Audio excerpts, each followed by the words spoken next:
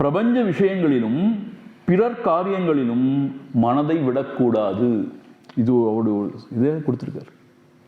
என்ன பிரபஞ்ச விஷயங்கள்னா இந்த உலக விவகாரங்கள், பிறர் காரியங்கள்னா அடுத்தவங்களோட லைஃப், அடுத்தவங்க என்ன செய்யறாங்க எது செய்யறாங்க ஒரு லைஃப், மனதை விடக்கூடாது எடுத்தவங்க. எப்போ பாரு அது நம்ம தலையிடக்கூட மூக்க நுழைச்சிட்டே இருக்கக்கூடாது.